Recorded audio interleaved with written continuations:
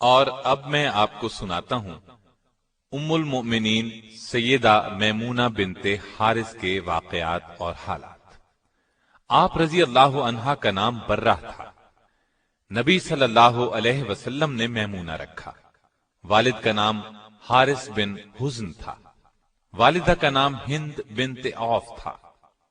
آپ سیدنا عبداللہ بن عباس رضی اللہ عنہ اور سیدنا خالد بن ولید رضی اللہ عنہ کی حقیقی خالہ تھی، کیونکہ ان کی بڑی بہن لبابہ الکبریٰ سیدنا عباس رضی اللہ عنہ کی زوجہ محترمہ تھی اور ابن عباس کی ماں تھی۔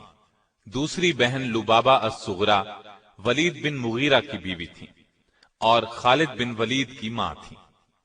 سیدہ میمونہ کی کئی بہنیں تھیں، اس لیے سیدہ میمونہ رضی اللہ عنہا کی والدہ ہند بنت عوف کے کئی داماد تھے۔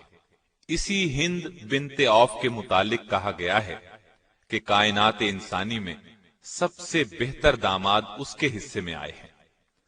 ان کے دامادوں کے نام یہ ہیں: محمد الرسول اللہ صلی اللہ علیہ وسلم، سیدنا عباس، سیدنا جعفر بن ابی طالب، سیدنا ابو بکر صدیق، سیدنا علی بن ابی طالب، سیدنا حمزہ بن عبد المطلب اور سیدنا شداد بن حاد رضی اللہ عنہم۔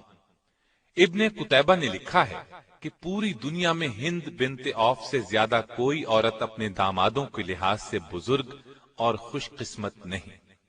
سیدہ میمونہ رضی اللہ عنہا کا پہلا نکاح جاہلیت کے زمانے میں ہوا۔ ان کے خاوند کا نام مسعود بن عمرو ثقفی تھا۔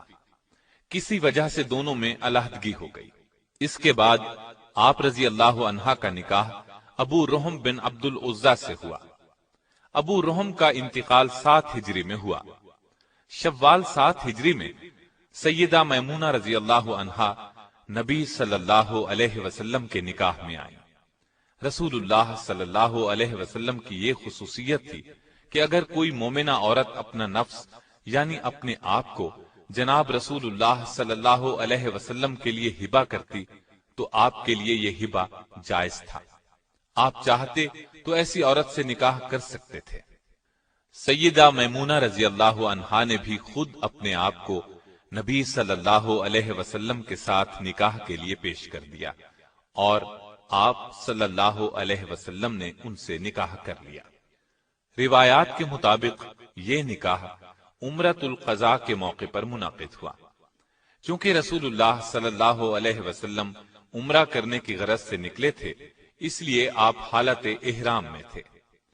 اس سے بعض لوگوں کو یہ غلط فہمی ہوئی کہ سیدہ میمونہ رضی اللہ عنہا سے رسول اللہ صلی اللہ علیہ وسلم کا نکاح حالت احرام میں ہوا، جبکہ سیدہ میمونہ رضی اللہ عنہا اس بات کی تردید کرتی ہیں اور فرماتی ہیں جب رسول اللہ صلی اللہ علیہ وسلم کے ساتھ میرا نکاح ہوا تو آپ احرام میں نہیں تھے اور خود سیدہ میمونہ بھی احرام میں نہیں تھی، کیونکہ حالت احرام میں نکاح کرنا جائز ہی نہیں ہے۔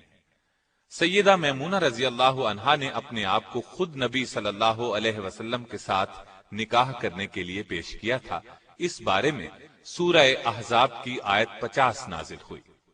پھر سیدہ میمونہ رضی اللہ عنہا رسول اللہ صلی اللہ علیہ وسلم کے ساتھ مدینہ طیبہ آ گئیں۔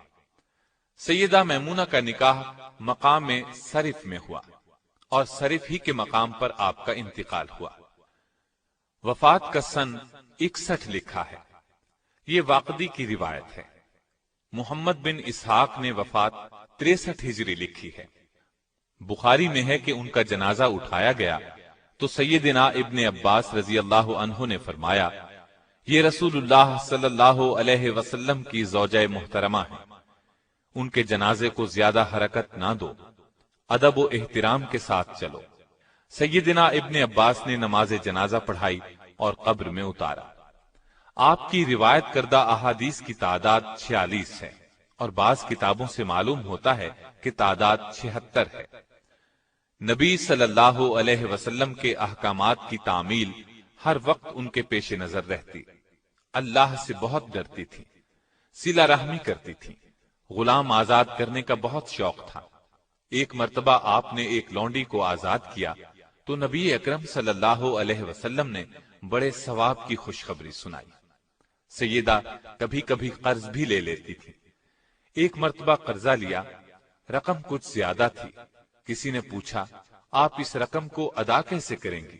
آپ نے فرمایا نبی صلی اللہ علیہ وسلم کا ارشاد ہے جو شخص قرض ادا کرنے کی نیت رکھتا ہو تو اللہ تعالیٰ اس کا قرض ادا فرما دیتا ہے۔ رسول اللہ صلی اللہ علیہ وسلم کی تمام ازواج مطہرات میں سے سب کے بعد سیدہ میمونہ کا انتقال ہوا۔ اللہ تعالیٰ آپ رضی اللہ عنہا پر ہزارہا رحمتیں نازل کرے۔